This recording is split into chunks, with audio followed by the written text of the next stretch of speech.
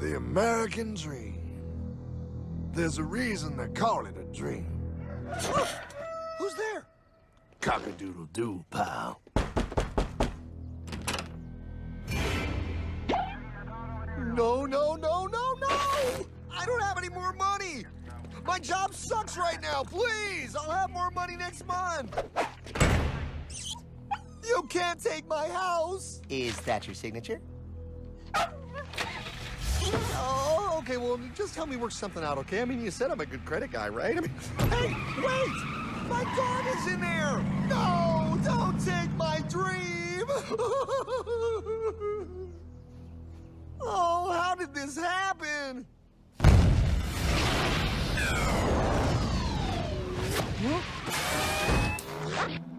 Hardman? Is that you? It's been a long time since the 4th grade.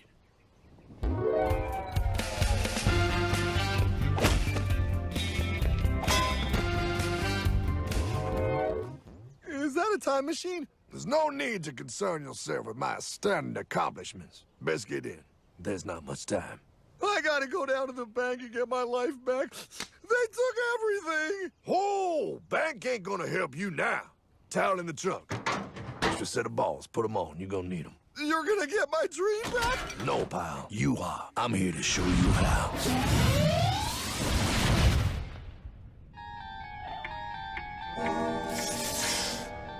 Submitted for your approval. 1. First National Bank.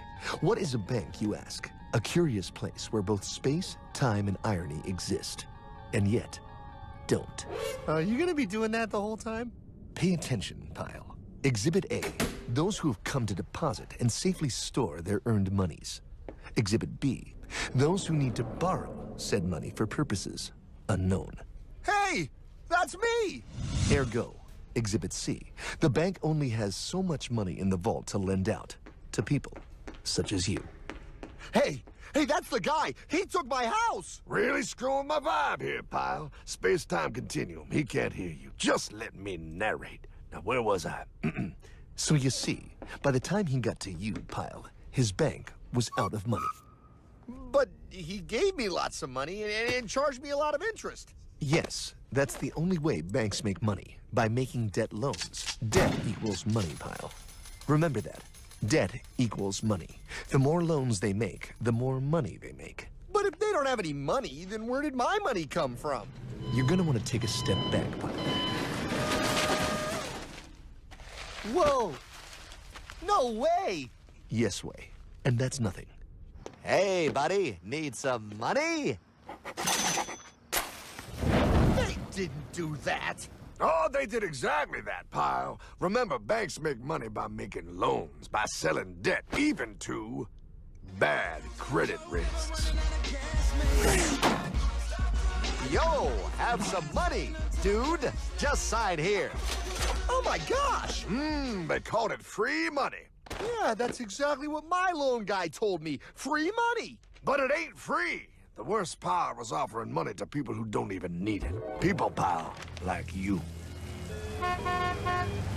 You're right. I didn't need him. I was happy here. I didn't need it.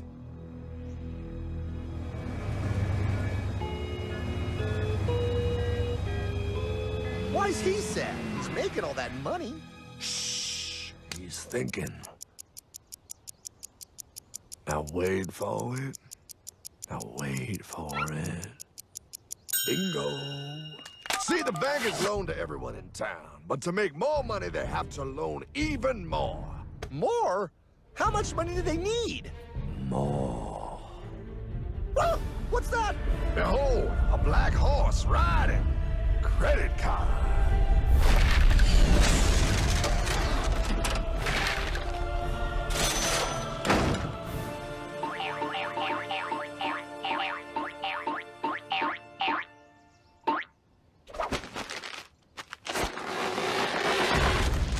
Wow, look.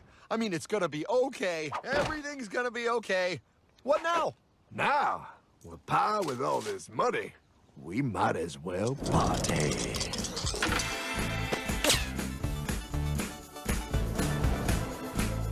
Oh, this This is awesome! I needed to get my head clear. When I get back, I'm gonna straighten all this out. I just hope Dream is doing okay. I'm going to get you, my pretty. Yep, he is. I'm sure he is. There, you put it on his tab. Little something for yourself. Wait. You know, wait a second, Hartman. I just thought of something. If I got this money from the bank, and the bank got it from the Federal Reserve dump trucks, Go on. then where does the Federal Reserve get their money? Real nice time, ladies. Real nice. Now, excuse me while I borrow these. Say, Hartman, why am I wearing a burglar bikini top? Because no one is allowed inside the Fed. Not you, not me, no American citizen, no duly elected member of our Congress, not the Supreme Court. Not the Supreme Court? Not the Supreme Court, not the Justice Department, not the CIA, DIA, FBI, ATF, ETE, NBC, not even G.O.D. Well, how come the government isn't allowed inside its own building? Government. Pile, the Fed is a private bank owned by private stockholders. Do not let the name Federal fool you. This place is about as federal as Federal Express. A private bank? But private? Shh. Best to keep your voice down, pal. This is Ethan, Federal Reserve. Hey, Heath, Bill here, First National. Hi there, Bill. How are you? Good, good. We're running a little low on money. No problem. How much you need? Oh, how does 20 million sound? What? Excellent. We'll ship it over first thing tomorrow. Wait, he can just call up the Fed and ask for more money and they give him whatever they want? No, pal. The Fed don't give the banks money. The Fed loans the banks money. The banks have to pay it back with interest. Now, come on, time to go. Wait. I still don't understand. Where does the Fed get their money? I mean, if they're a private bank. You said they're a private bank, right? Okay, so who puts money into the Fed bank? This is Mel, United States Mint. Hi, ML. First National needs another 20 millis. We're already running the presses full steam here, Ethan. Gotta keep making loans. Gotta keep the money flowing. All right, yeah, the Fed. Whatever you guys say. 20 million more by morning. But I don't get it. What's so wrong about the Fed printing money? Because it's unconstitutional, pal. Our Treasury is supposed to create our money, but now the Fed controls the printing of America's money. Nobody gets a friggin' dollar that the Fed didn't print. So? They print the money, then they loan it to the government, then they charge the government interest, and then the government taxes you to pay for it. Wake up, pal! God, I don't see what the big deal is. You know, you're right, pal. Wait a minute. Wait, I am? Yeah, I forget how effective they are at keeping you ignorant. Well, that's okay. Hey, I'm not ignorant. Do you even know what money is, pal?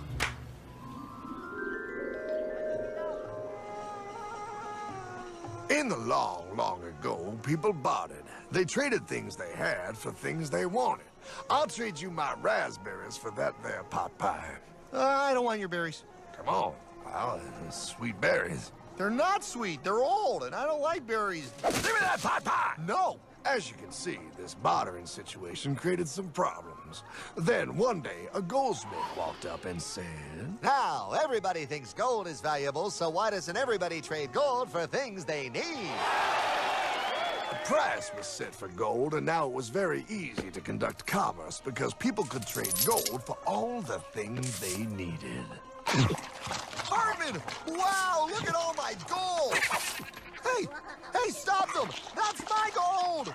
Damn thieves! Say there, Pile. I've got a vault and some guards. I can keep your gold safe for you for a small fee.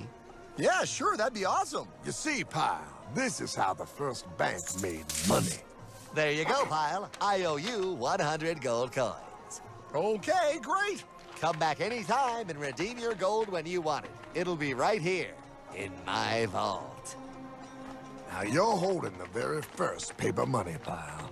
Wow, this is great. It all makes sense. Oh, that's right. It was good, and everybody started using IOUs because everybody knew the IOU was as good as gold. Wow, this candy is really a good price. 1 IOU. I'm getting some more for later. Hey, wait a minute, it was just 1 IOU. 10 IOUs for chocolate? You can't just raise prices like that. Oh, the Candyman can. Oh, the Candyman can. Wait, that is just frickin' wrong. It's called inflation, pal. It makes your IOUs worth less and less until they are worth nothing. Less bang for the buck. Dollar ain't what it used to be. But I worked hard and I baked all those pot pies. Now I have to work harder to make less? That's not fair. Oh, if you think that's not fair, you're gonna love the next part. What's he doing? How do banks make money, pal?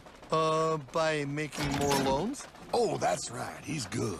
See, he prints more IOUs without any more gold, loans them out for interest, makes a pretty penny, and nobody is the wiser. Unless everybody wanted their gold back at the same time. No. That's my gold. Not anymore. What are you talking about? I'd like to redeem my IOUs, please. Thank you very much. Hey! No! I want my gold back now! Thief! Thief! Gotta love the bank run, bringing people together. See, they all found out he was stealing, made a run on the bank, and demanded their gold. But as you can see, there ain't no gold to get. Hardman! Don't worry, pal. Back in these times, vengeance will be yours. 3 things in this world you don't do. Never mess with another man's woman. Never mess with another man's ego. And most importantly, you never mess with another man's money. Else, the man will mess with you. My God! You hung him? Yes, pal. Oh, we hung him. We hung him high. And do you know why? Well, because he was a thief? Because, pal, an evil invention was born.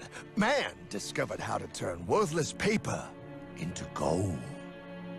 Thus was invented the ultimate machine to steal real money and enslave all the nations on Earth. It's alive! Oh, now come on. You're just being dramatic. I mean, I lost my house, but... What is that? Explain. A nuclear power plant? Mm-hmm. Produces lots of electricity and little pollution. An invention for the good of humanity. Okay, but what's this have to do with... 3, 2... Holy! Atomic energy. A discovery more powerful than anything man had yet conceived. It can be used for good or evil. Now, unlike Einstein, the goldsmith's discovery has been kept a closely guarded secret. It was never intended for you to see. This discovery is called fractional reserve banking. In the wrong hands, it's more powerful than the nuclear bomb in its ability to completely and utterly destroy a nation who is subjected to its perversion. No. It is time we stop this evil secret and the men behind it. You're being ridiculous. Before America is destroyed forever. Believe it, pal. No. I just want my dog back. Damn it. That's it. I give up. Let them live in chains. No, Hardman. The tree of liberty must be refreshed from time to time with the blood of patriots and tyrants. Thomas Jefferson? Mr. President, how do I get him to understand? As we did, son, remain vigilant. Too many have hidden the truth, and the light of our liberty dims with every passing day. Quickly, take my horse. Show him. Wait, show me what? Where are we going? Stallion of Liberty! Ride hard the hoary wind! Oh, where are we? Battle of Waterloo! Hold on, we gotta get through! A money machine! There it is! A money machine! There it is! Hey, is that the same people? Rich banker men from Germany flying under the banner of the Red Sheet. They finance both sides of the war. We must hurry! That's him, the Red Shield courier! Shoot him! No, I'm not shooting anyone. Damn it, Pie! What? He beat everyone back with the news of the war and told England that Napoleon won. The Red Shield backers in London pretended that England was doomed and started selling their English stocks. The English went into a selling frenzy to get rid of worthless English money. But the English won, right? Of course they won, but it was a trick by Red Shield. They waited until the stocks plummeted to pennies and then bought England back for nearly nothing. What? They did that? How? When the English leaders found out, they had no choice but to give themselves over to the Red Shield. Their money was gone, and they were slaves to the Red Shield war debt. Since that time, the English have been paying their national taxes directly to the Red Shield private bankers. The people have no idea. But the bankers bragged about what they did to us, laughing at us all the way to the bank. Why, it's the best business I've ever done. If I can control a nation's wealth, I cannot who makes its laws. Oh, is this what Jefferson wanted to show me? No, Pyle. Look. They're in America, too? The Red Shield banks are here, Pyle. Seeking a way to conquer our American dream. The dream you have, Pyle. The dream of free men. They tried to take over our country many times and failed because Jefferson and the Patriots vowed to stop the evil tyrants at all costs. By authority of eternal God, he would not let the bankers win here. To preserve our independence, we must not let our rulers load us with perpetual debt. We must make our choice between economy and liberty or profusion and servitude. Wow. I place economy among the first and most important of Republican virtues, and public debt is the greatest of the dangers to be feared. It is incumbent on every generation to pay its own debts as it goes. We must have a central bank to secure this country's finances. If the American people ever allow private banks to control the issue of their money, first by inflation and then by deflation, the banks and corporations that will grow up around them will deprive the people of their property until their children will wake up homeless on the very continent their fathers conquered. Jefferson, you're mad. This country will have a central bank. Who's that? America's first Secretary of Treasury. Alexander Hamilton? Not for long. Aaron Burr, Thomas Jefferson's vice president. They didn't take too kindly to our first sec treasury. Sweet shot, Burr. The first attempt at a central bank only lasted 20 years, and we shut it down. But the bankers tried again against Old Hickory President Andrew Jackson. You are a den of vipers and thieves. I intend to rout you out, and by the eternal God, I will rout you out. After surviving an assassination attempt, Jackson finally defeated the bank in 1836. When asked what was the greatest accomplishment in his life, Old Hickory replied, I killed the bank. and those were his last words. I killed the bank. And with real money backed with real gold, our country experienced the greatest boom in any nation's history. Oh, it was beautiful, pal. But the bankers, greedy for more power and wealth, were concocting their most ambitious plan yet to once and for all take control of the finances of the United States. In 1910, a secret meeting was held at a J.P. Morgan estate on Jekyll Island off the coast of Georgia. This meeting was so secretive, so concealed from government and public knowledge that the 10 attendees used code names. I am clearly the richest man, so I should be the one to run the super-secret central bank. I own all the oil in America. I'm clearly richer than you will ever be, hula girl. I should run the super-secret central bank. You're nothing compared to me, lube job. I shall run the secret bank. Silence! Supreme Master Leader, I didn't know you were gonna be here. I'm not. Neither are you, dumbass. Oh, yeah, right. He's so smart. None of you shall run the bank. We have failed in the past because of openness. This time, the key to success is secrecy. The people must believe that they run the bank. Yes, brilliant! A sneak attack. What's the plan? We first create panic, then we show them the solution. With our man in office and well-planned timing, we will have our central bank. And so the people think it is theirs. We shall christen it federal. the Federal Reserve.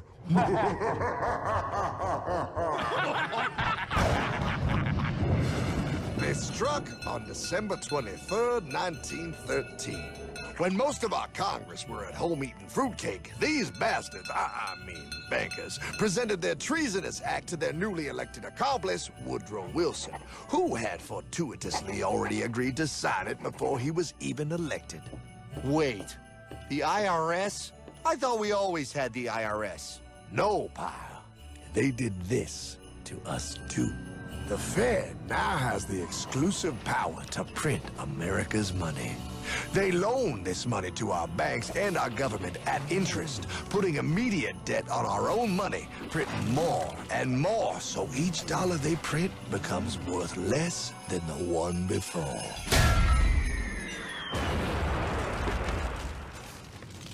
Merry Christmas. What in the hell is that? That, pie, is how our government now must pay back these debts to the Fed. Your taxes do not go to your government. They don't? It's the greatest theft in human history. But, oh, okay, I mean, I sort of get what you're saying, but it's all so confusing. And really, Hartman, I don't see how it affects me at all. If I had more money, none of this would have happened. Hartman?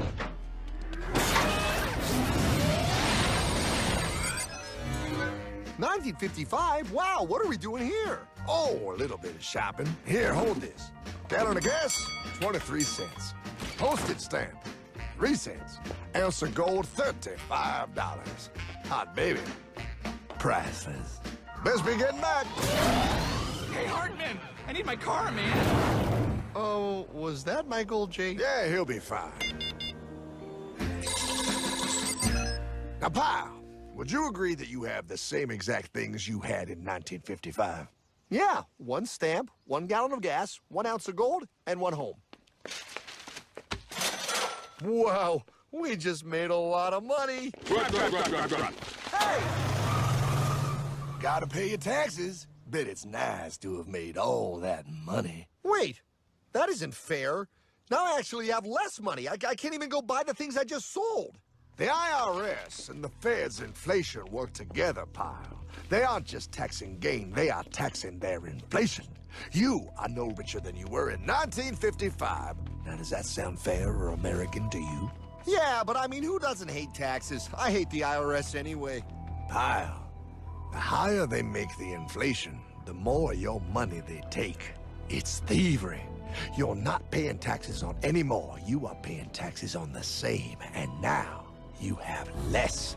They take our property away right in front of our eyes, just like Thomas Jefferson said they would. What's that? Oh, they found us! Quick, my sword! What sword? We don't need your banking machine. I'll condemn you to die, damn it. Die! Pile! The Yankee bogey on my 9. Take him at his knees!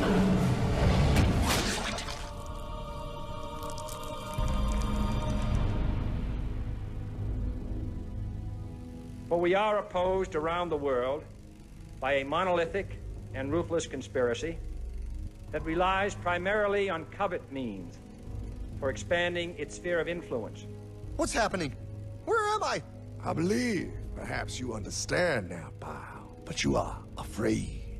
JFK. Hartman, what does this have to do with my house and my dog? Oh, okay, that's enough. I want to go home now. This is the last president to stand up to the Fed. You must see. On June 4, 1963, President Kennedy signed Executive Order 11110. This executive order empowered the U.S. Treasury to issue real money without the Fed. It would have worked. Kennedy's plan to dismantle the Federal Reserve machine had begun. But 6 months later, John F. Kennedy went to Dallas and never returned. No way. No way they could do that. The new president, Lyndon Johnson, threw out Kennedy's order. And since JFK, no president has dared confront the secret powers behind the Federal Reserve. They consolidate bigger and bigger banks, print more and more money, accountable to no one, decimating our nation's wealth for the benefit of a few. Why? Why do this? If they hurt us, it hurts the global bankers too. No, Pyle. They are protected. They are too big to fail. But I'm not. Those sons of bitches! Sons of bitches all.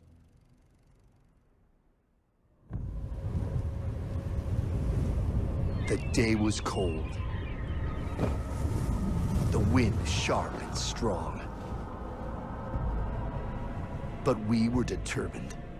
The bankers and their parasites had us vastly outnumbered, but their hubris made them weak.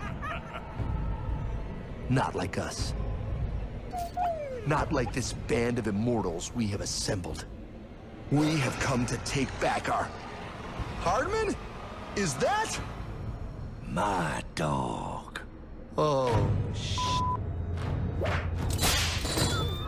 Then the inevitable.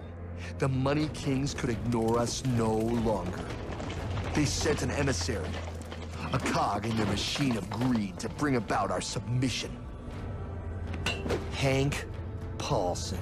Hardman, this is blasphemy. We own the corners of the earth. It is futile to challenge us. Oh, I've seen that look before. That of a predator taking in the scent of its prey. Bold, fearless, the look of a free man.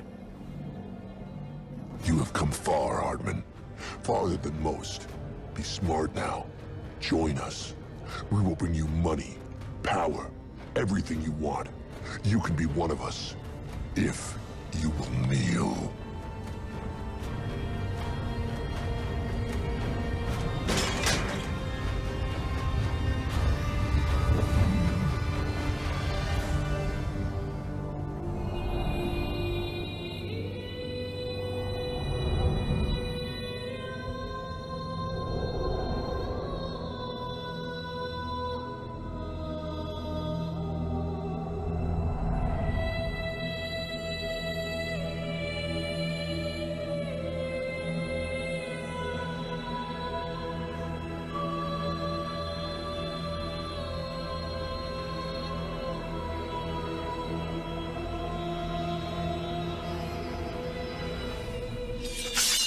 Madman.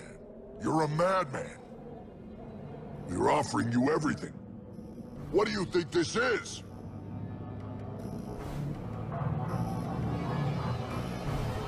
This is America!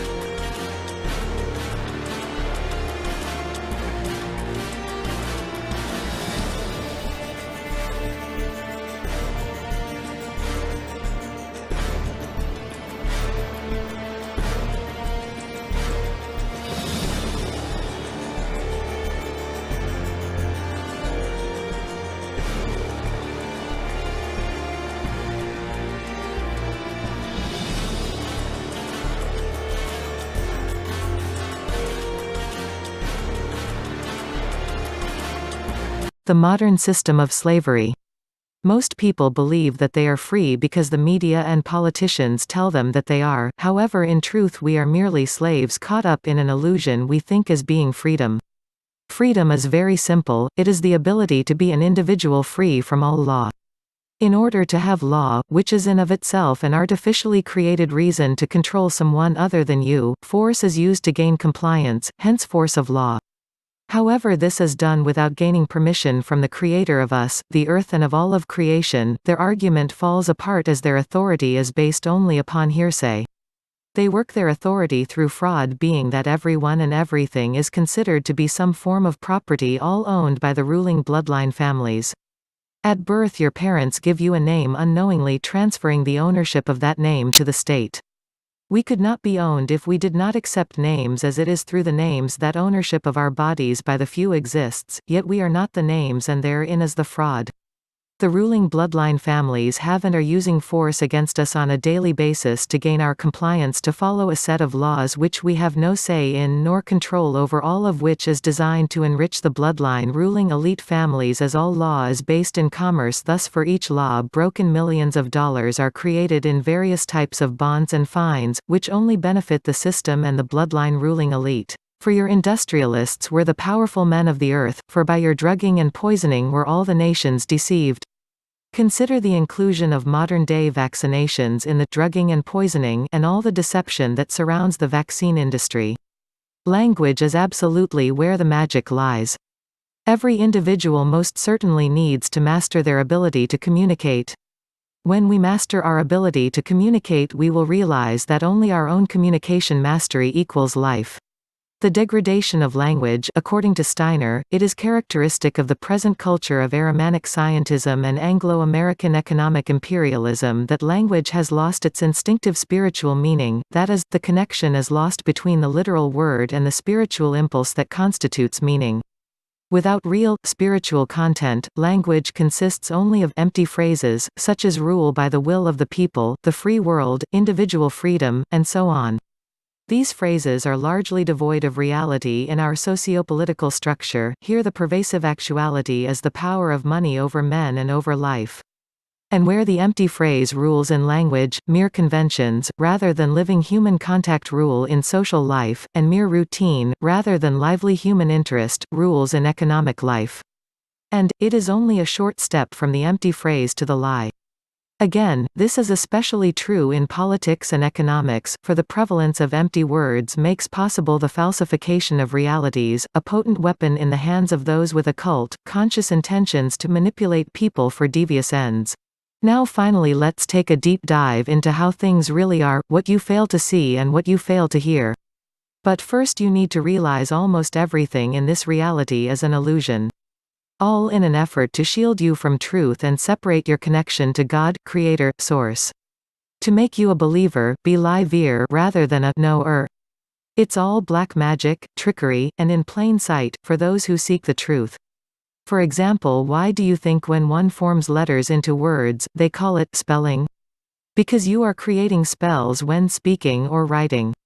Why in school did they teach you to write in cursive? Could it be when you spell words and writing in cursive, could you be casting a spell with a curse? How about when you sign your name? Could you be actually putting a curse on yourself? In order for one to successfully maneuver the life in this reality, one must know truth. Otherwise he will be doomed to keep reliving this life again.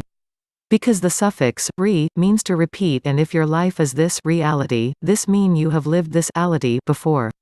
It all just means less TV, sports, and life distractions, and more seeking and know truth, the closer you will become to God manifesting the Holy Spirit with. At that point, when you know truth, Jesus, you will have the light of understanding and become a knower. For Jesus said, I am the way, the truth, and the life. No one comes to the Father except through me.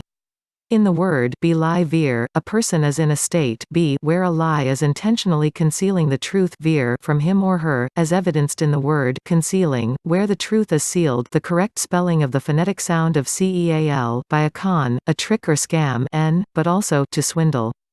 V. The phonetic correspondence of in believer is which is to be led astray in thought or belief. And leave equals leave phonetically, which, as a verb is to forsake or abandon. A believer is a living soul who, through trickery or ignorance, has been led astray in thought or belief due to the intentional concealment of truth.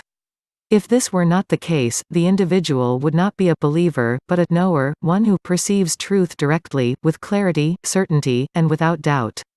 The truth cannot be concealed from he or she who knows it, thus a knower cannot be led astray in thought or belief, for he or she is anchored by truth, and though he or she may plunge into the murky depths of information and speculation, he or she will ultimately return to truth.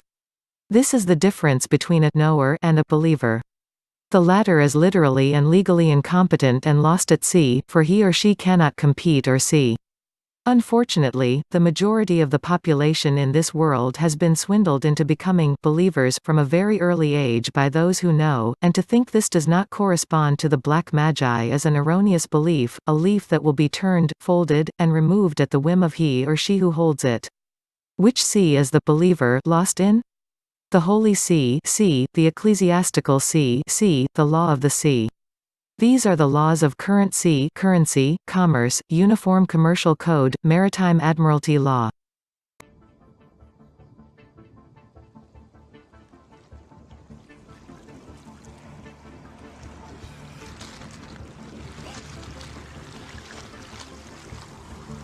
Planet Earth is comprised of 1/4 land and 3/4 water, geographically. The average human body is composed of up to 90% of its weight in water from birth. The human fetus spends 9 months approximately in utero and in water. All living creatures that have breath are born in and or from water. The Earth contains roughly 368 trillion cubic meters of water. Humans throughout history have used less than 10% of the world's water resources at any time. The average modern-day human being uses approximately 100 gallons of water a day. That is 5 times the weight of the average human being, over 800 pounds. The average healthy human being will drink up to 3 gallons of water a day. All of the planet's most ancient mythos, theos, and cosmologies record creation events that begin with water. All laws, since primordial antiquity, were written to regulate land and sea separately. Laws pertaining to land became the law of the land, or rather natural or common law, and laws pertaining to the sea became law of the sea, or rather maritime admiralty law, which is international law and the same everywhere in the world, no matter where you go. All laws since time immemorial originate from and are based upon ecclesiastical or canon law via the ancient laws and ecclesiastical right of kings. Natural or common law primarily preserves the inalienable rights and needs of human beings who live on land, differing between nations. The law of the sea, or maritime admiralty law, primarily grants the right that is legal to conduct merchant, banking, corporate, international commerce. Seeing how living persons cannot live on or in water for extended periods of time, and the Earth's seas have been used primarily for travel since antiquity, regulation of the sea for merchant, trafficking, shipping, and commerce through law became necessary for the merchants of nations to do business internationally. The law of the sea, maritime admiralty law, is universal and transcends all national boundaries and laws legally. What is legal is not necessarily lawful. Natural or common law, the law of the land preserving the rights and freedoms of living persons, is lawful. Maritime admiralty law, or UCC, Universal Commercial Code, is legal, and that legal robbery and murder. In ancient Rome, a Roman maxim law stated that he who will be deceived, let him be deceived, which means the responsibility of the deception is on the one that is deceived by it. Basically, if you get it up the hoop, or what we commonly refer to as being stiffed, shafted, that's your problem. Unbeknownst to everyone, maritime admiralty law, the international law of the high seas, came upon land like a flood and made every man, woman, and child since that time dead in the water. The word maritime comes from the Proto-Italic cognates mer, mar, mare, and mari, which all mean water. These cognates are found in words like commerce and merchant and maritime. The water that flows by currents in rivers is directed by the river banks. Water that flows in the world of maritime admiralty law is money, because money is water. Money is currency. It's liquid, as in liquid assets. Money, or monai, mono-I, or simply one eye in maritime admiralty banking laws, is the lifeblood, the cash flow of the system of merchandising and traffic. To traverse this fictional world, there must be ships. Ships traverse water or the sea, and when they come to land, they come into a port. When you plug your electronic device into a computer, you're plugging it into a USB port, a universal serial bus port. The world of the internet is analogized with water as well. We have the deep web, and when you do live social media broadcast on the internet, you are streaming the show. When a ship pulls into the port, it comes down a canal to where there is a dock, and there the ship is tied off. The ship's captain submits to the dockmaster a manifest of birth, a license and manifest of goods and services being delivered by the ship to the dock. The dockmaster signs the manifest claiming the cargo as property now of the ward, which includes livestock. All ships are female. A woman is a ship. A man is a fabricator. A man delivers semen into a vessel. The woman bears the cargo of the semen and labors for 9 months, wherein her water breaks and the semen in the hold come down the birth canal through a port of entry and are delivered in a hospital delivery room. According to Black's Law Dictionary, a hospital is also a bank and also a church.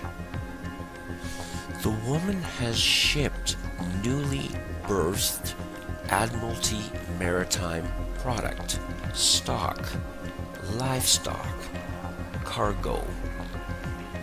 A doctor will untie the ship from the cargo, stock, the product, by cutting the umbilical cord to the ship or vessel and sign a birth certificate, a manifest of birth, after the cargo has been stamped or daubed by a footprint and fingerprint with blood and ink.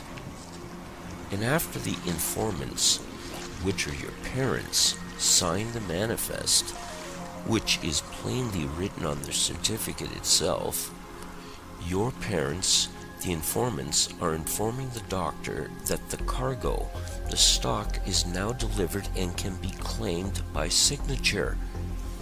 The doctor signs the certificate, making you now lost at sea as unclaimed corporate property, cargo, stock, product, commodity. You are now legally dead in the water, and your name appears in all capital letters and on every other legal document. And as I said, legal is not necessarily lawful. The word capital, capitol, etc. comes from the Latin kaput, which means skull, and the word El, which is named for the Phoenician, Hebrew, and Roman god Saturn, which can be found in the Bible. Capitol is where we get Capitoline Hill, Golgotha, Capitol Hill, as in Washington, D.C. Caesar in antiquity ruled from the hill, just as modern-day presidents, monarchs, and popes rule from hills. A gangster may shoot someone in the head and say, "I capped him," a euphemism for a bullet causing death to the head.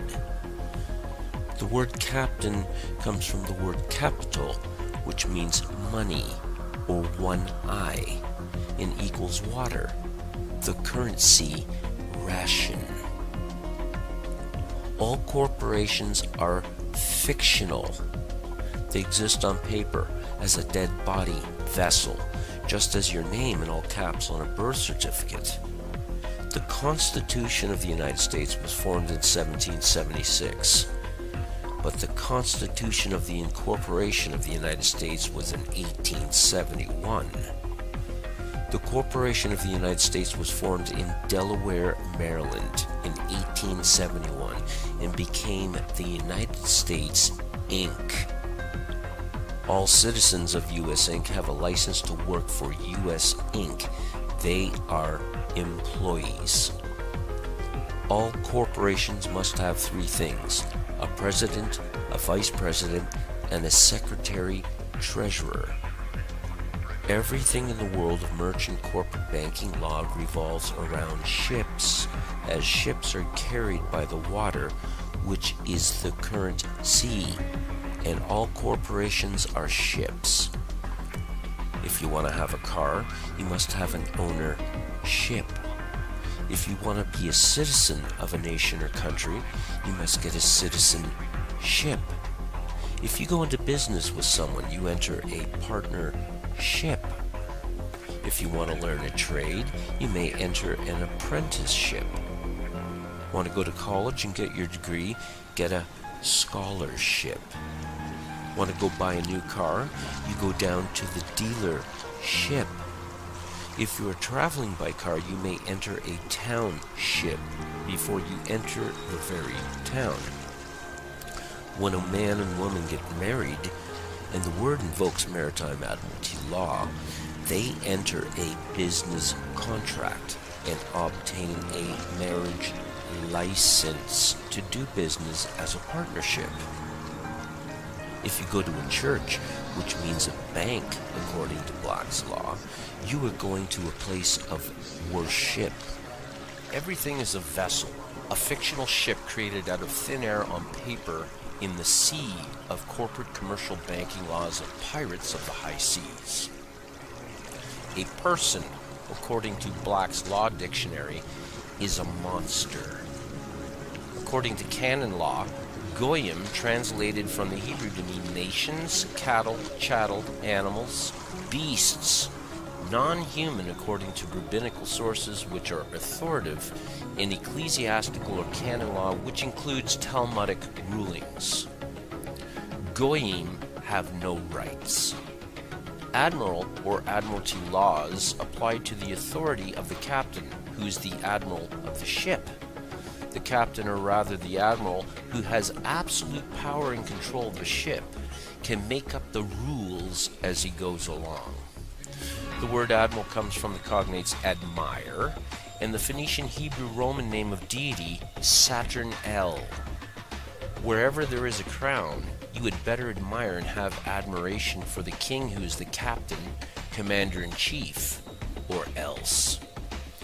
Under common law, there's no such thing as a victimless crime, and a victim receives compensation and redress for damages. Aboard a ship, the captain can make any act of crime and he can impose sanctions accordingly. If you have a house and want to sell it, you put it up for sale. You are placing a sale on a ship which will set sail and dock to another port when sold. When you send a package somewhere abroad, you are shipping it even though it's more than likely traveling by land. If you are losing your house, it's said that your house is underwater. If you get in trouble with the IRS or if you go to prison, it's said you have landed in hot or deep water, and someone has to come and bail you out. A ship pulls into a port and gets tied off at a dock. When you go to a court, your case is placed in a docket. All courts in the land are judiciaries. They are judicial courts operating under mixed Roman, common, canon, and admiralty maritime law under a crown. They are ships docked on land. This according to the Judiciary Act of 1789 passed by Congress, which made all district courts admiralty courts having maritime admiralty jurisdiction. The United States of America and the United States are two different entities. One is a corporation, the other employees of the corporation. The United States of America never ever did win its independence from the Crown in the Revolutionary War. The Charter of Virginia of 1606 granted colonists a license to settle and colonize America by the King. The Treaty of 1783, after Cornwallis surrendered to Washington at Yorktown, completely contradicts and negates the generally assumed and taught notion that America won its independence from Britain. The first article of the Treaty of 1783 relinquishes all claims to America except for the continued tribute to the King under the Charter of Virginia of 1606. The charter was invoked by King James I, who gave you the King James Bible, and it states in Section 9 of the charter, and I quote, "Yielding therefore to us, our heirs and successors, the 5th part of all the same gold and silver, and the 15th part of all the same copper, so to be gotten or had, as is aforesaid, without any other manner or profit or account, to be given or yielded to us, our heirs or successors." The Revolutionary War was over in 1781, but the Treaty of 1783 was signed 3 years later, which means the war was not over, nor was it won. The Treaty of 1783 upheld the tribute to the King's venture by the colonists, which means America remains to this day a British colony that pays tribute to the Crown, as imposed by the Charter of 1606. America was conquered. Liberty is not freedom. A sailor on a ship gets liberty when he's allowed to have a short leave from the vessel when the ship pulls into port. A dog has liberty on a leash when you take him for a walk. A prisoner gets liberty when he's allowed out of the cell into the courtyard for a few hours while under the careful watch of snipers. Liberty is a license. It is a privilege allowed by a ruler, owner, king, etc. to a subject of the same. America never has been the land of the free at any time. It's the land of liberty on the leash of the crown. In the year 1106, the judgments or rules of Oleron were first implemented by Eleanor of Aquitaine, after her return from the Second Crusade, having accompanied her first husband, King Louis VII. These were codified maritime admiralty laws that were supposed to protect the Crusaders' estates and titles while they went and fought the Crusades. This was based on the Greek maritime law of Rhodes of 900 BC called Lex Rhodia, which in turn came from the mariner laws codified ecclesiastically by the Phoenicians, who began their merchant mariner empire in 1586, lasting 1,000 years. In the year 1666, a great fire broke out in London while the Black Plague was ravaging Europe. The fire was intentionally set in Pudding Lane, as some historians believe, to clear out the slums to make way for what would eventually be the City of London. Parliament behind closed doors in secret invoked the Saith Act of 1540, enacted by the then King Henry VIII, reworked and instated by Charles I of the time.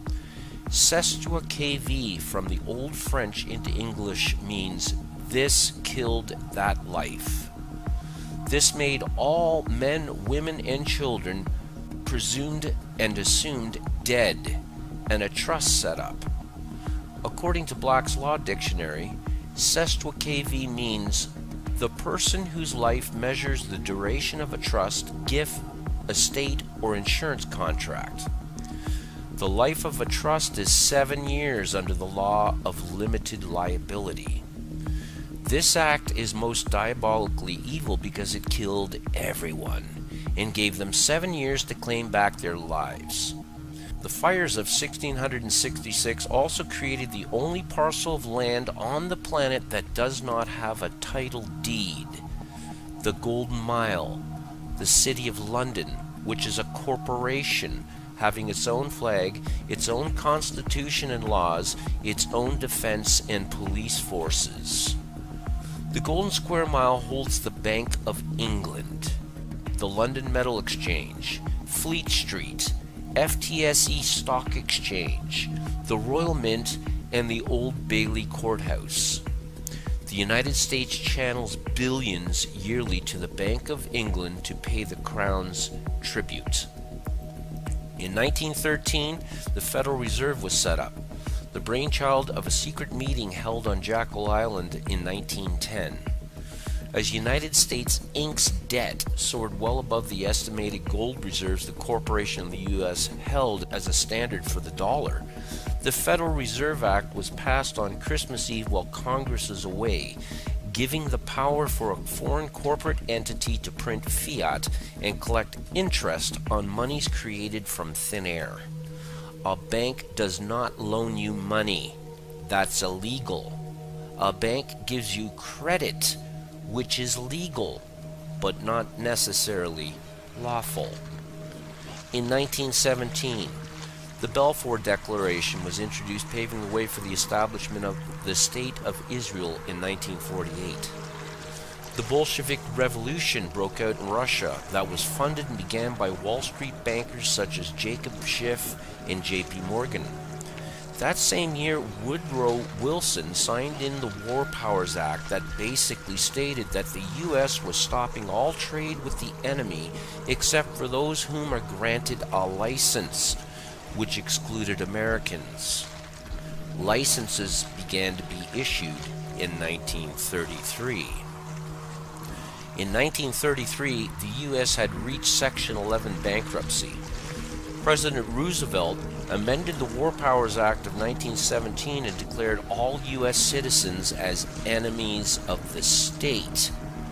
There was a declared national emergency on March 9th, with an emergency act being passed placing all power, property, and resources of the U.S. into the hands of the President under martial law that has continued ever since. This is renewed yearly by executive order. The Federal Reserve began to print fiat money. The all-seeing eye was placed on the dollar bill. All men, women, and children born ever since arrive as collateral for U.S. Inc.'s debt, as slaves and enemies of the state. The balance of debt versus collateral is determined through illegal wars for profit, where the debt versus collateral is balanced, or rather the herd of slaves is thinned out. What all this means, ladies and gentlemen, is you are all slaves and cannon fodder for the nations you are in and who are subservient to the rulers running them. You have been turned into collateral for national debts. Consider this when hearing about the imminent collapse of the economy soon to take place. When debts cannot be paid, you are said to be in deep water, and those in deep water usually drown. Shylock, according to Shakespeare, asked for a pound of flesh to pay the bill. The owners of U.S. Inc. demand the same according to Admiralty Maritime statutes you are all under. The sun never did set on the Roman Empire, and Rome is just as alive today as it was a couple thousand years ago. You are all owned property and subservient to a crown, whether you like it or not. You are all considered dead and unclaimed by the crown, who laid claim and made you their bitch. You cannot, nor are you allowed to speak for yourself, as dead persons cannot speak, and is why you need a lawyer to speak for you in a court. The dead have no rights. This is all based upon ancient ecclesiastical or canon law at its root and core. When you board a ship called a church, which is also considered a bank under maritime admiralty, and embark upon it, the licensed and registered pastor or priest must teach and keep you obedient to the monarch, the crown. Because he who wears the crown, which is the monarch, is the head of the ship called church. He is the king, the lord and captain of the ship called church, and the pastor or priest is an agent of the crown. Maritime Admiralty, or rather Universal Commercial Code, or UCC, is the matrix pulled over everyone's eyes that governs all, because everything has been made into ships on the sea of corporate commerce. Without their one eye, which is money, which is water, all ships are dead at sea and cannot traverse their fictional matrix they created. It's now high time for a concerted universal mutiny.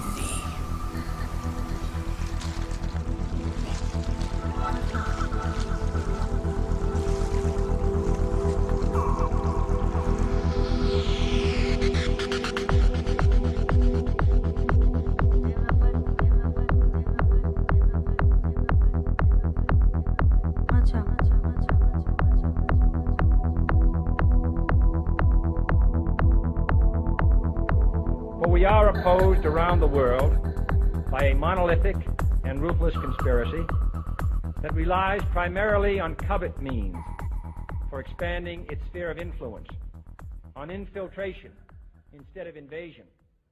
The irony in the term Holy See is found in its correspondence to the word divide.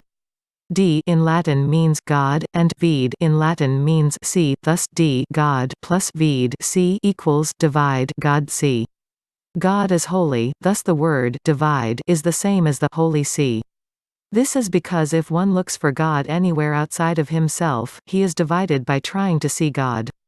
Thus the individual in plus divide plus dual is one who is in a dual state, phonetically a dual state of contest or combat, created by the schism of trying to see God d-vide, and thus mistakenly being caught in the futility of trying to separate himself from God. The creations are reflections of the creators, so in order to see the creative spark that manifests life, one must look within, to the creative source of his own spirit. The kingdom of heaven is within the hearts of men. If you add the sun into the occult meaning of maritime, the word becomes moon-sun-Saturn, otherwise known as Isis-Ra-El, which when truncated becomes Israel equals Israel. This is why everyone, who knows anything about the mystery tradition that the modern desert sky god religions plagiarize, knows that Israel is in the sky. Solomon's starry temple is not to be found as a physical place on the earth. All claims that Israel and the Temple of Solomon are physical locations are erroneous, blasphemous, and immoral due to their intentionally deceptive nature. All members of the human family are Israelites. Everyone is included as God's chosen people. The physical location named Israel is not the real Israel, nor will it ever be, and by their fruit you shall know them. From the Gospel of Thomas. 8 And he said, the man is like a wise fisherman who cast his net into the sea and drew it up from the sea full of small fish. Among them the wise fisherman found a fine large fish. He threw all the small fish back into the sea and chose the large fish without difficulty. Whoever has ears to hear, let him hear. 17 Jesus said, I shall give you what no eye has seen and what no ear has heard and what no hand has touched and what has never occurred to the human mind. 21 Mary said to Jesus, whom are your disciples like? He said, "They are like children who have settled in a field which is not theirs. When the owners of the field come, they will say, 'Let us have back our field.' They will undress in their presence in order to let them have back their field and to give it back to them.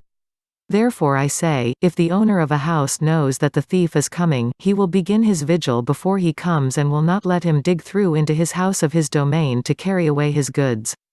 You, then, be on your guard against the world.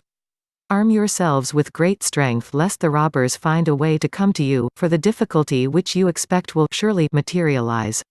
Let there be among you a man of understanding." When the grain ripened, he came quickly with his sickle in his hand and reaped it. Whoever has ears to hear, let him hear. 24 His disciples said to him, "Show us the place where you are, since it is necessary for us to seek it." He said to them, "Whoever has ears, let him hear. There is light within a man of light, and he lights up the whole world. If he does not shine, he is darkness."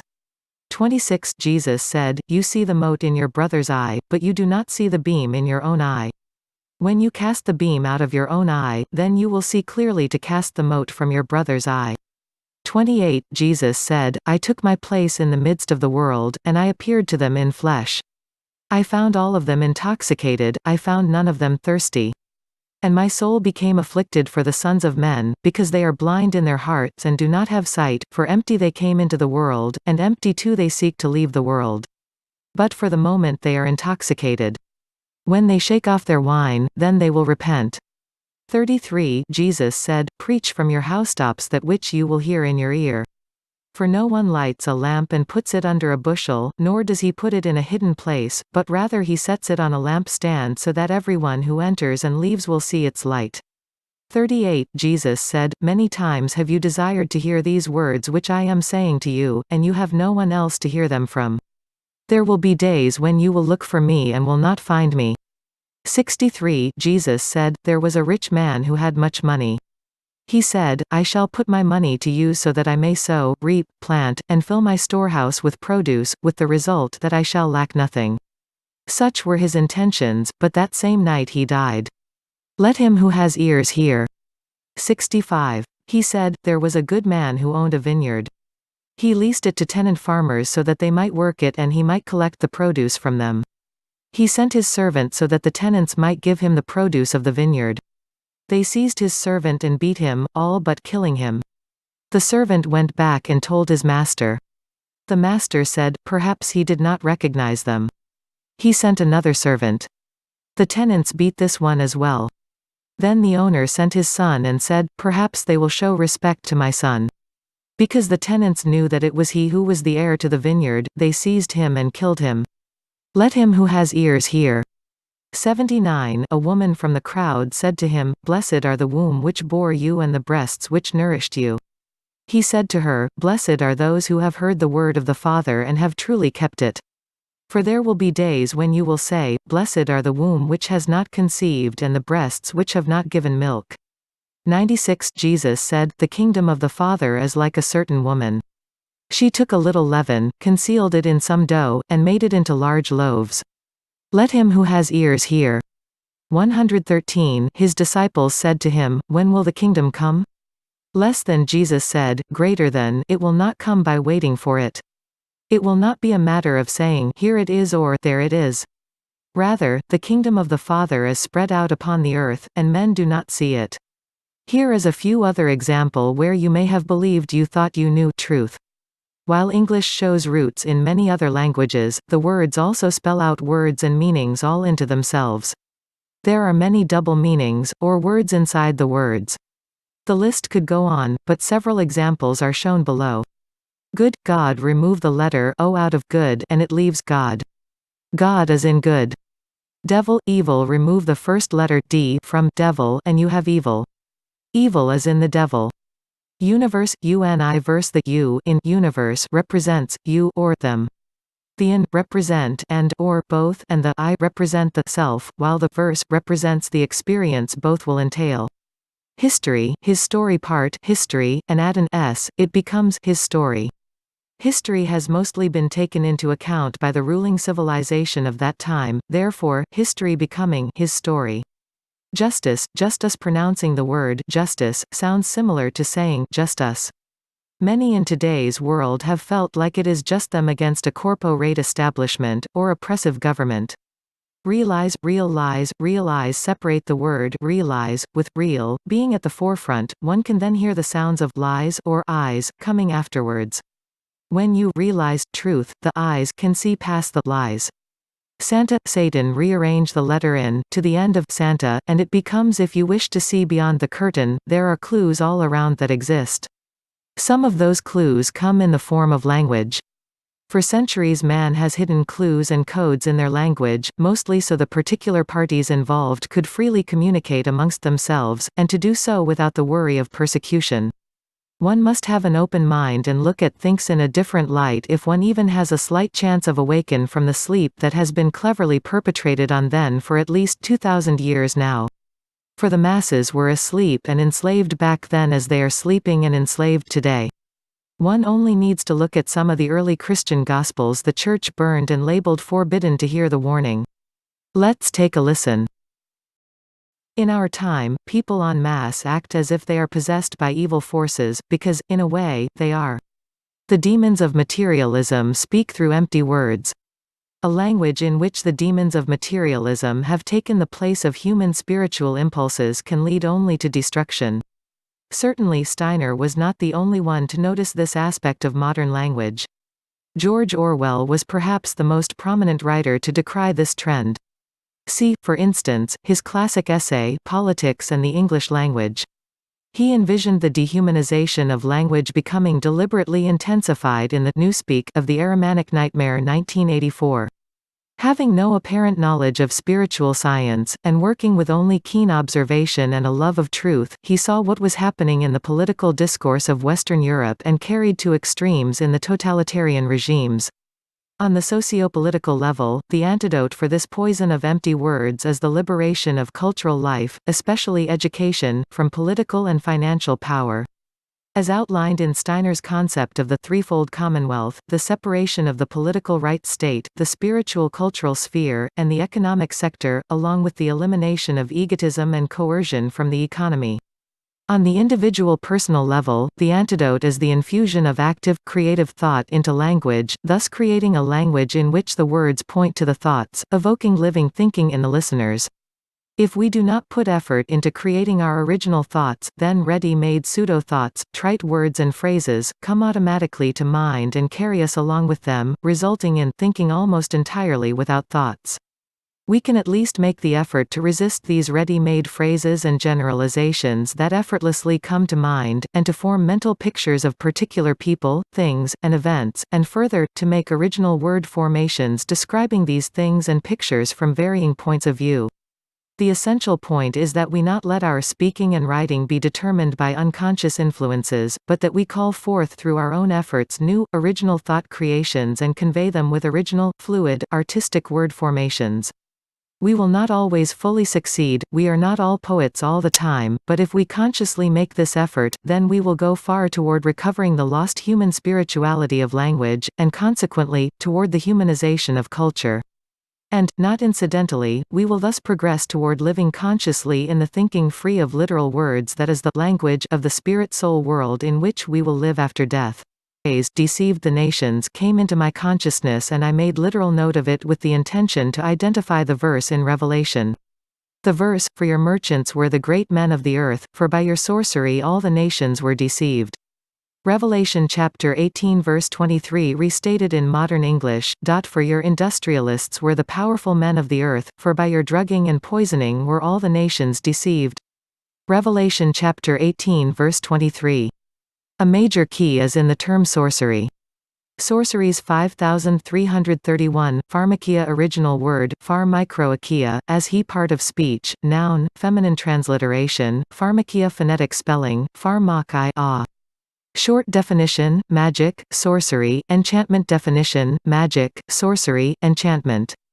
5331 Pharmakia from Pharmaco, administer drugs properly, drug-related sorcery, like the practice of magical arts. Word origin from Pharmaco, to administer drugs. Definition: the use of medicine, drugs or spells. Returning to my starting point with semantic deceit and now combining that with drugging and poisoning, it is no wonder that all the nations have been deceived. Especially if you realize that the both methods are systemic through modern societies and include virtually all of our food, all the industrialized food, virtually all of our environments, certainly all the urban environments served by municipal water systems, the monetary system, government and their subsidiaries such as education, etc. And when licentiousness and disease multiply in a city, are not many courts of law and dispensaries opened, and the arts of chicane and medicine give themselves airs when even free men in great numbers take them very seriously? Will you be able to find a surer proof of an evil and shameful state of education in a city than the necessity of first-rate physicians and judges, not only for the base and mechanical, but for those who claim to have been bred in the fashion of free men? Do you not think it disgraceful and a notable mark of bad breeding to have to make use of a justice imported from others, who thus become your masters and judges, from lack of such qualities in yourself?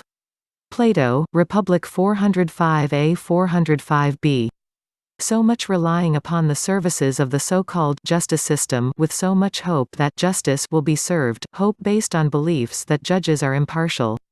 Is it possible for the system to truly serve justice when beliefs are based on an education system designed with semantic deception? Governmental semantic deception. The federal government has been operated under conditions of semantic deceit and fraud by the Federal Reserve System doing business as the United States of America, Inc., and later, by the IMF doing business as the United States, Inc. Bad karma can be found by comparing 18 U.S.C. 1964 and 1964 c. Both statutes grant authority to issue remedies to restrain racketeering activities prohibited by 18 U.S.C. 1962. Section 1964 grants civil jurisdiction to issue injunctive relief to the DCUS. Section 1964 c. grants civil jurisdiction to issue injunctive relief to the USDC. Both refer to the exact same subject matter, namely, RICO, racketeering influenced and corrupt organizations activities. So, when these two statutes are otherwise identical, why did Congress need to enact two separate statutes? The answer is simple: one authority was needed for the DCUS, and the other was needed for the USDC. Simple, really, when the sedition by syntax is explained in language which penetrates the deception. There is the actual United States composed of 50 independent sovereign nation-states which are geographically defined, the territorial United States which only exists on paper composed of 57 incorporated states of states such as the state of Washington, and the municipal United States which also exists only on paper composed of 57 incorporated states of states such as the state of Ohio. Unfortunately, the perpetrators of this grand fraud were allowed to create these shadow states via the loophole provided by Article 1 Section 8, Clause 17 giving the Congress the plenary right to govern the District of Columbia. So they have. They set up shop for themselves in 1864 and have been operating as a crime syndicate ever since. They have played no end of semantic deceits and made false claims against you and your assets, a process called hypothecating debt, and have indulged in constructive fraud and kidnapping and racketeering and inland piracy at your expense.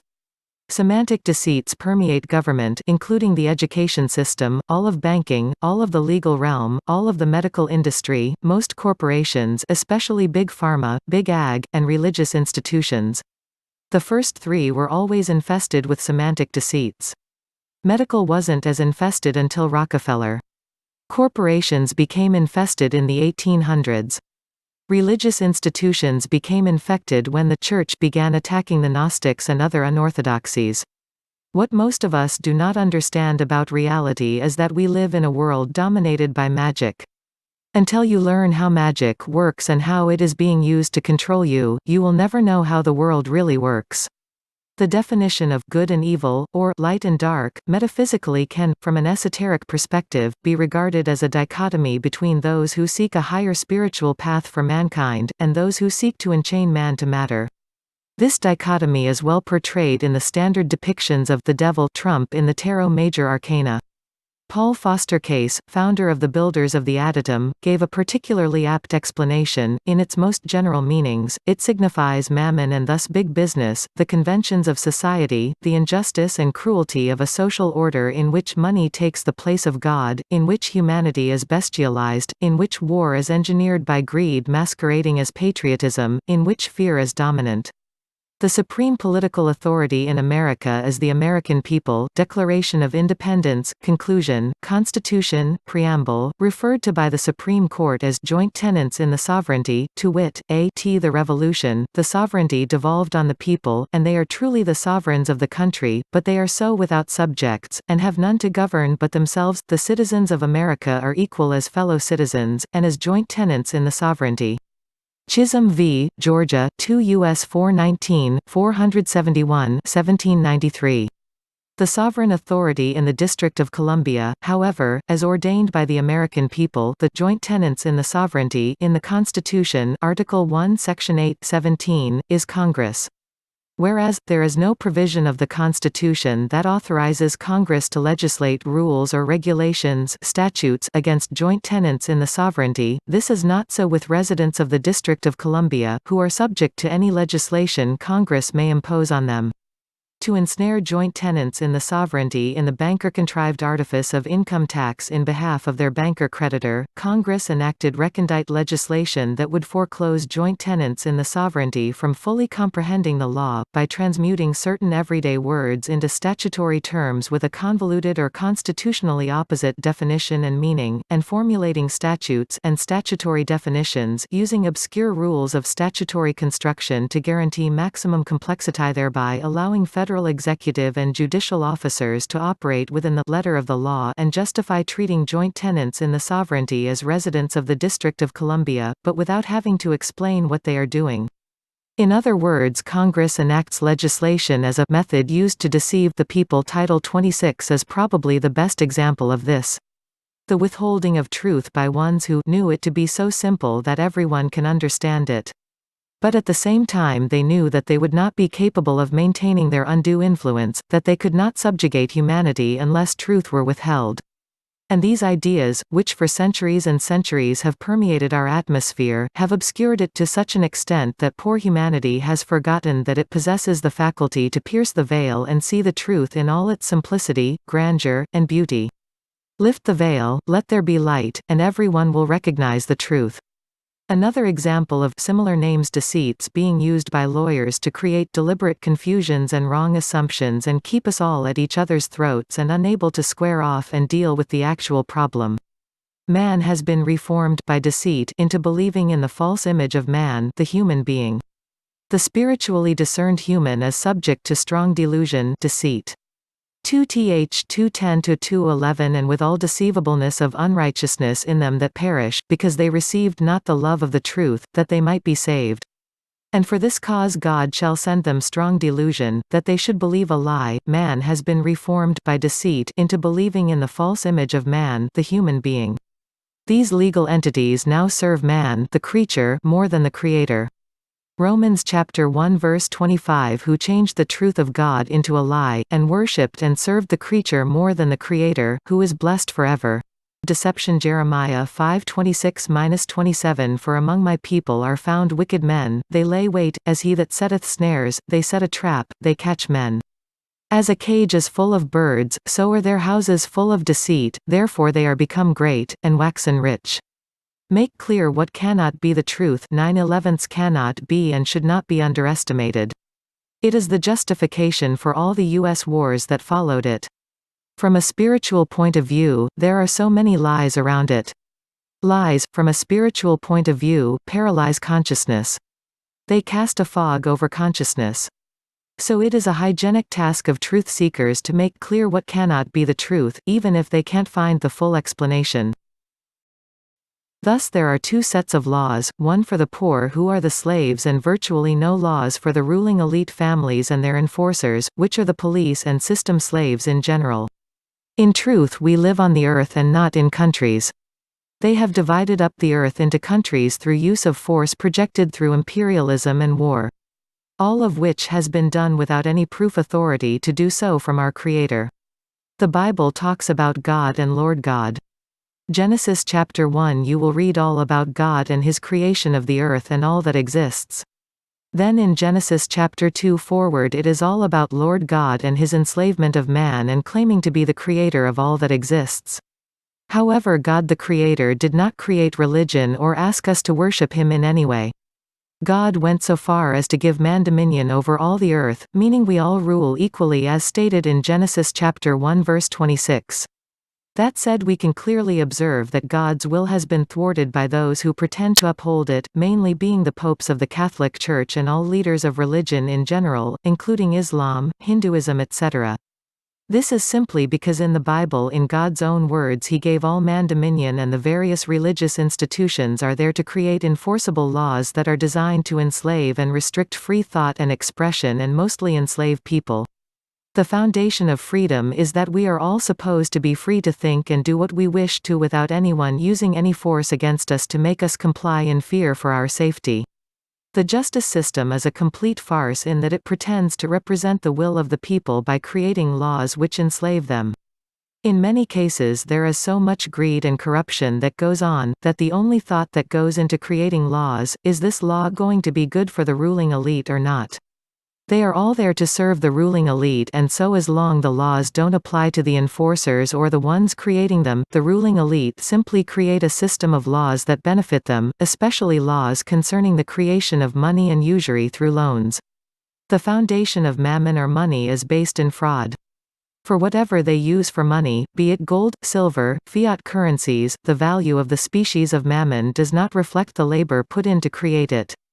For example, you can hit a ore deposit where you simply chip away at the deposit for 10 minutes and get 24 ounces of gold, worth about $42,000 for 10 minutes of work versus laboring at some dead-end job for a whole month and getting $1,200 in pay. Thus those who control the amount of mammon allowed to circulate and own the sources of the mammon get to have everything that they want, while everyone else slaves to get a small amount of mammon in comparison to pay for the basics. It allows for inequality to artificially exist, allowing the few to have a lot more than the many in terms of products and services and ultimately power over the system to control others.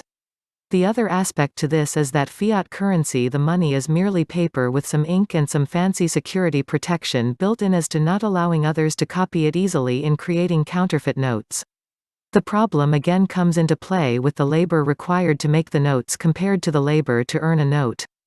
The Federal Reserve and other scams like it run through central banks print the money at a labor cost of pennies per sheet of bills of any denomination and give it to the people as private money for the face value, enriching themselves from pennies to produce, let's say, a $100 bill, then selling into the market at face value, making a huge profit on it, then charge interest on it and collect that interest through personal income tax, which has nothing to do with running the services needed in a country.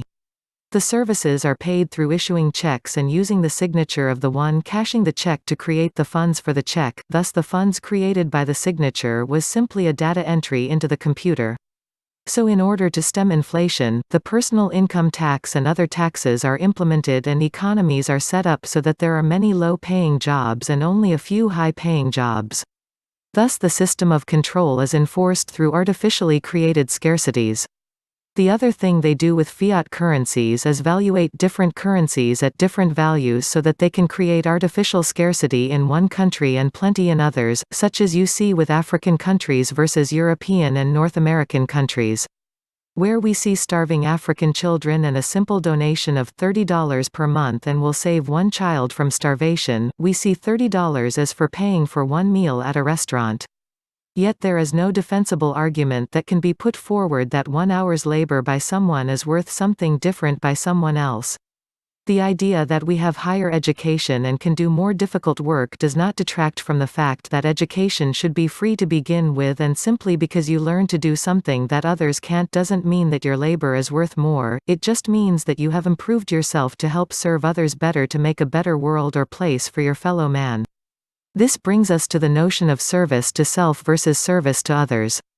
Service to self to enrich oneself over the detriment of others creates in the end a very unbalanced and dangerous situation, where many laws and people are needed as enforcers to hold the masses back from you, allowing you to enjoy the fruits of the labor of others with little or no labor from yourself and thus dictate to the masses how they should live and be. Versus service to others, where we are all individuals wanting to be the best we can be in service to our fellow man and willing to make do with a little less so everyone is cared for in terms of the necessities of life and meaningful purpose to do what they want to help build a future based on equality and love for all life on Earth. On a side note, those who believe that professional sports are fairly run, you have got to get your head out of the sand and look around. It is so obvious how one team is heavily penalized for the most minor infraction while another gets away with murder, so to speak. Star players are given room from other players so they can have the time and opportunities to line up good shots on the goal, such as it is in hockey and basketball. Sports has always been used as a distraction for the masses, getting them more involved in what team wins or loses as being more important as to how you are being enslaved. The people behind all this are Satanists. They are at war with God and thus have no will to follow what God said in His own words, that we all share in dominion over the earth. Outside of the religious connotations, who is the creator of the earth? And if you don't know, then where do you get to assume that you can use force of law against others to create widespread poverty and despair so you can have a sheltered and wealthy lifestyle? They do not care about us, as they only care about themselves and what is in it for them. Further, the level of pedophilia and satanic human sacrifice runs rapid as they live to serve a top-down structure of control. There are also evil spirits that they worship that feed off the fear created by them through their system of control. Many people are not aware of the satanic rituals that take place in their churches today, one being cannibalism of Christ's body through the bread and wine thing in Catholic churches. Simply put, from cradle to grave you are feed a bunch of shit, told you are worthless and a sinner, and then spat out once you cannot produce as a good slave anymore. Each day I cringe in disbelief at the level of lies people buy into. The big one being that if you work hard like the rest of us, you too can have a big house and fancy cars. Well, minimum wage doesn't do that for you. Those that do get good paying jobs have to usually pay off a mortgage in student loans and pay heavy taxes on the larger sums of money they earn to give to the ruling elite for having a few hired slaves to print money for them, sell you and through their phony front corporations called governments at face value, and then charge you interest as it is merely considered debt money. There is no way to pay back the debt, so again when it all crashes they just wash away the debt and start over, except this time they aim to kill off the 80% or more of the world's population by devaluing the currencies and creating artificial scarcity through lack of money. In the USA they are looking to pass a law making it illegal for people to grow their own food and sell food outside of the controlled system, thus bringing in the enforcers again to create widespread starvation once the currency is devalued. The $26 trillion dollar theft that Congress allowed to take place to bail out the bankers was not used to prop up the defaults on the homes, but rather was used to give the bloodline families and their enforcers the money they needed to survive a devaluation of the world currencies. They also own most of the God as well. So where does that put us? It puts us, the 93% who have to endure all this, into a position of wondering, why are we allowing a few to control the many in this way? We can and should have changed all this many years ago to doing things out of service to others rather, meaning we do what we love to do and do it for the love of our fellow man. The few that are among us that are perpetuating this system of insanity through their enforcers care only about themselves and what is in it for them. Slaves must not be allowed to have weapons, and is the reason that they are desperately trying to disarm us before the hammer comes down. Why we are being made to suffer and potentially being wiped out by the few is merely so that the few can have pedophile and satanic heaven on earth, controlling their slaves with microchips and non-lethal weapons. They want to torture us and want to bring about a level of suffering like no one could ever believe possible, and yet enjoy all the fruits of our discoveries and technological advancements. We do have some help in that the truth vibrations are getting stronger and stronger by the day now. Within the next 10 years I suspect much of this will be over with, as the Earth aligns with our galactic center and we start doing what we do out of love for one another instead of self-gain for the few. How we get there I am not sure, but I can tell you each day I move forward in this, I hate the system a little bit more and yearn to be free of it. I think the introduction of free energy technology and a move to make everyone self-sufficient in terms of food, shelter and clothing will go a long way in helping us break free. But you can see them moving to bring in laws along with their enforcers to stop that from happening. So I suspect at some point a line will be drawn and a few will be killed by the many to bring about change. I hope they can see that they are in a lost cause, but they think their enforcers along with their laws will keep people buying into the system long enough for the few to kill off the many. So when will you draw your line, and when will you begin to try to do your part in helping with the transition from slavery to freedom? The first step to knowing God is to know yourself. He who has known himself has already achieved knowledge about the depth of all. The Book of Thomas the Contender. That which you have will save you if you bring it forth from yourselves. Gospel of Thomas. Those who have come to know themselves will enjoy their possessions. Gospel of Philip. All the answers you seek can be found within. What you seek after is within you. The dialogue of the Savior. Beware that no one lead you astray, saying, Lo here, or Lo there. For the Son of Man is within you. Follow after him. Those who seek him will find him. The Gospel of Mary. Matthew, Lord, when I speak, who listens? The Lord said, It is the one who speaks who also listens, and it is the one who can see who also reveals. The dialogue of the Savior. You can find God here on this earth. The kingdom is inside of you and it is outside of you. Gospel of Thomas. The disciples said, What is the place to which we are going? The Lord said, Stand in the place you can reach. The dialogue of the Savior. His disciples said, When will the kingdom come? It will not come by waiting for it. It will not be a matter of saying here it is or there it is. Rather, the kingdom of the Father is spread out upon the earth and men do not see it. Gospel of Thomas. Recognize what is in your sight, and that which is hidden from you will become plain to you. For there is nothing hidden that will not become manifest. Gospel of Thomas. From the Gospel of Thomas 17, Jesus said, I will give you what no eye has seen and what no ear has heard and what no hand has touched and what has not entered into the heart of man. Interpretation.